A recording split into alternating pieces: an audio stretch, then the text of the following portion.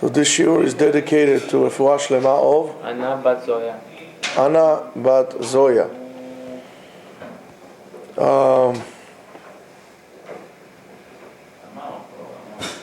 We have yesterday we spoke about the name, not mentioning Moshe Rabbeinu's name in the parasha and so on and so forth. And we tried to find a way that is actually not such a bad thing that he was mentioned, the name. But we have another interesting point. We have a few interesting points, but there's another interesting point in the interaction between in this parasha, and that is the interaction between the two brothers. One of the opinions that Moshe Rabbeinu's name was not mentioned in this parasha, unlike most opinions because of next week's parasha, is actually for a previous event that happened in Shmot in the beginning, in I think Perek Dalet, something like that. It mentions that Moshe Rabbeinu, HaKadosh Baruch Hu tells Moshe Rabbeinu, go save the people, and so on and so forth. And Moshe says, no, I can speak well, the whole entire thing. And then the Torah says, Vayichar af Hashem b'Moshe. HaKadosh Baruch Hu was angry at Moshe. And he says to him, you know what, do me a favor, give me 1 second. Chumash Shmot. It's very important to find it. Get from there, Moshe. So according to some opinions, he opened it Shmot Dalet. According to some opinions, it is actually because of that HaKadosh Baruch Hu removed his name from the parasha, and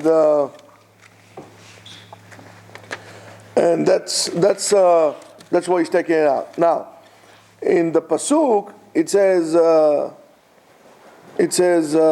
the following. What? No, I have it. So it goes like this: Vayomer bi Adoni shalachna beyad tishlach, and it says V'yichar af Hashem b'Moshe, and HaKadosh Baruch Hu was angry at Moshe. Vayomer, and he said, Halo Aaron achicha halevi yadati ki daber yadaber hu. HaKadosh Baruch Hu tells Moshe, I know that I already said that Aaron, your brother, would be the one speaking. Vegam hinehu yotzel likratcha, he's coming towards you. V'raecha v'samach belibo, and he's happy to see you. He's happy to see you. So this is the way HaKadosh Baruch Hu in a way punished Moshe Rabbeinu by erasing his name from this parasha. However, we need to see what exactly is happening here. When Moshe Rabbeinu claims that he can't speak, Aharon goes towards him and he's happy to see him. And it's very interesting to learn, and it's very important to learn from the way Aharon behaved and from the way Moshe Rabbeinu behaves in this week's parasha. Aharon knows that Moshe is going to be the one, because he's going towards him. Now you look at it this way, all of you older brothers, that you have a dominant younger brother. You are the Bechor, you're the big guy. And all of a sudden comes this guy who is 3 years younger than you. Who is 3 years younger than you. And he's going to be the leader. So, how about me? I'm the Bechor. But nevertheless, Aaron is happy. He's happy. Now, HaKadosh Baruch Hu is telling Moshe, you're going to take Aaron. And you going to bestow the holiness on him. You going to do this. You going to do. 3 times he tells him, you. Why is it so important that HaKadosh Baruch Hu wants Moshe Rabbeinu to pay, so-called, back the debt? In Sefer Bereshit, we had unpleasant interaction between siblings. Starting from Cain and Hevel, they were not getting along. On the other hand, we have Yosef and the brothers. We have Yaakov and Esav, Yitzchak and Ishmael. Not the best example of how brothers should act, internal family. Here comes Moshe and Aaron, and they have a chance to show us that it could work. And how does it work? Because otherwise we would say, look, anywhere in the Torah, siblings don't get along, they fight. Come Moshe and Aaron, and in a way are doing the tikkun. They're fixing it up, and they're showing us how to do it. And more than that, they're teaching us a tremendous lesson about leadership. Maybe one day we should write a book. Like they have the book of 5 rings of Miyamoto Musashi. That's in Japan. They learn how to be executive, the art of war. And so we should learn, right, the art of being a Jewish leader. Lessons that I learned from and we could really analyze it. It's a tremendous, tremendous thing. Moshe now is facing a greater challenge than Aaron. HaKadosh Baruch Hu tells them, listen, you created almost a dynasty. You created the whole thing here. Now you're going to step to the side, and you're going to see how somebody else is becoming the leader. You need to, and this kind of behavior could not be done unless a person is completely selfless, not selfish, selfless. When Moshe Rabbeinu says, "V'anachnu ma," I'm a nothing. I'm not even dust. I'm nothing. That set in motion the concept of that. I'm going to make room now. This is not about me. Moshe Rabbeinu, I'm the one who's bringing the laws down. I'm the one who's getting all the instructions of how to build. I speak to God like a man speaks to his friend. And what? I'm not going to get the spotlight? And Moshe Rabbeinu said, it's fine. It's not a problem. And you can only do that when you disconnect from the title in which you put it yourself. If I'm going to, and that's what we explained yesterday, if I'm going to remove the name and I'm going to be able to suspend the action just on the person, not on the names, not on the titles, and so on and so forth. Look, the Tanaim was so great, we said the greater the person, the less the titles. So we don't call him Harav Hagaon, Hapatish HaChazak, Ha'amud HaYemani, HaNesher HaGadol, he who flies, the one who smashes rocks with his words. All of these titles, Tzadik Yesod Olam, Machzir B'tshuva Harabim, Mezakeh Harabim, Umezakeh Harabot, Harav Hagaon HaTzadik HaKadosh Hillel HaZaken. We don't say it. We say Hillel. Say Shammai. We say Moshe. Today, Dr. Professor Rabbi Dayan, Harif, Matok, sweet and sour, give me a break. Are you so weak? What do you need all these titles? You can't stand on your own?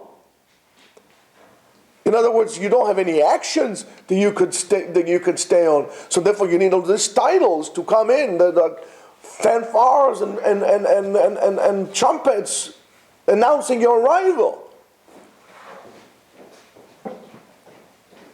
And you put your robes and your garments and the Maze. What's the matter with you? A person like this, God forbid, would allow anybody to come into his domain. This is my place, and I'm not letting. Who are you doing this for? You're doing this for Torah? Moshe Rabbeinu says, not a problem. So I'll make some room. for the other one. Because it's not about me. It's what I need to do.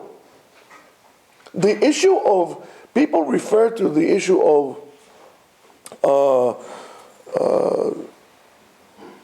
separation of powers, right? We say, Keter Malchut and Keter Torah. These are two different things. Keter Malchut, Keter Keuna. Keter Torah, everybody can get. But that was the problem of the Hashmonaim. There were Kohanim, and now you want to be kings too. But it's not enough what you do. Do what you do and do it good. You need to be a king. In other words, you don't want anybody to have any control. So you're not interested in doing the right thing. You're interested in getting control. Here's a tremendous lesson. If somebody else comes and has different talents, I'm saying better. Shabbat Shalom Tzaddik. Different talents than you.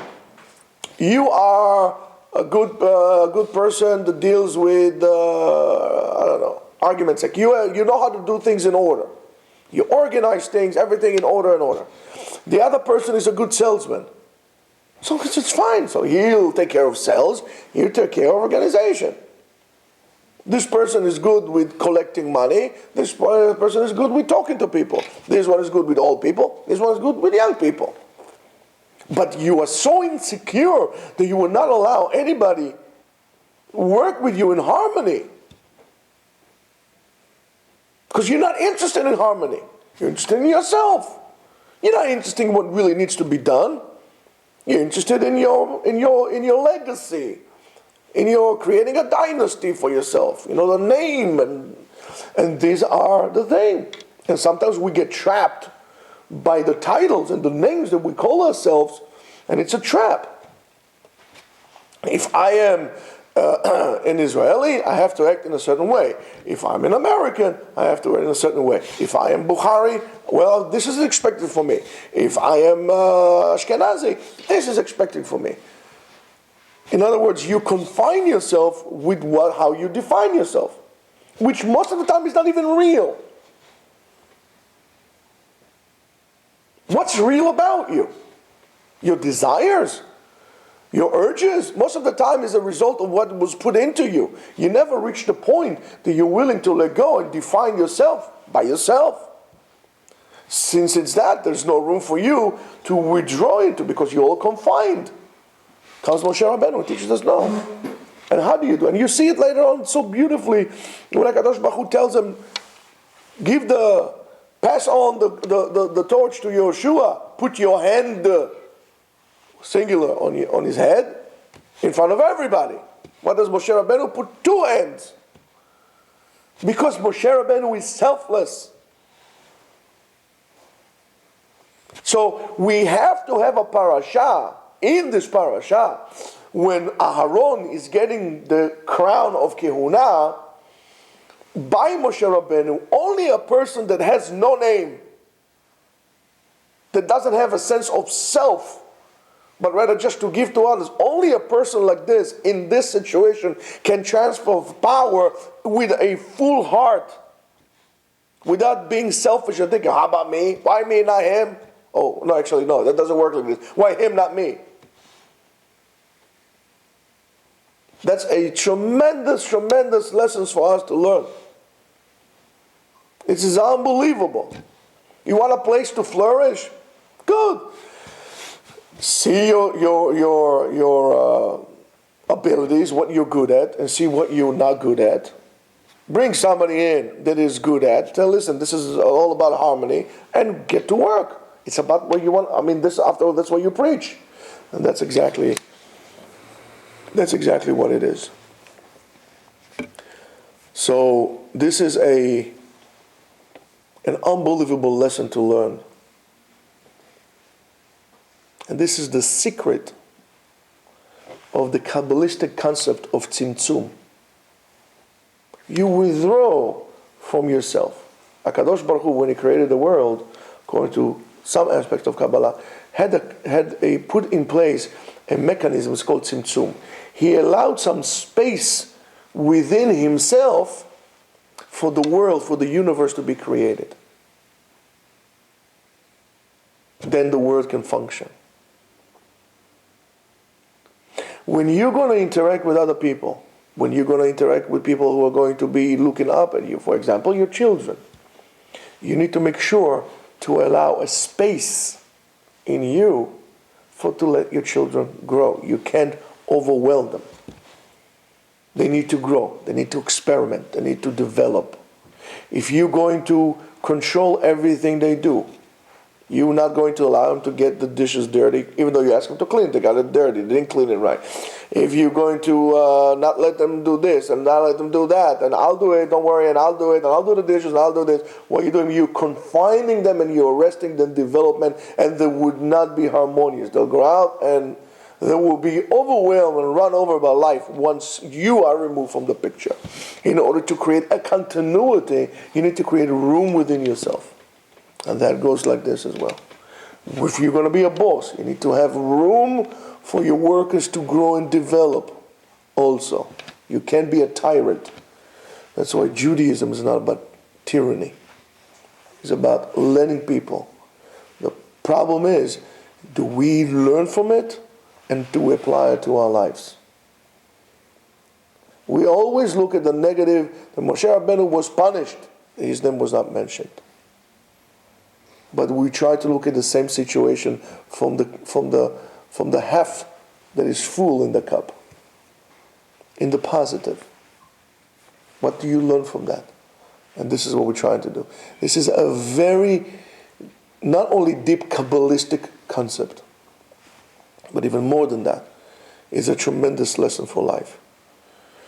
And there will be a good lesson. Instead of going to 5,000 lectures about Shalom Bayit, that at a certain point people will need to make up things just to continue the lectures, one just need to let people understand they need to create a space in that Mishkan, in that house,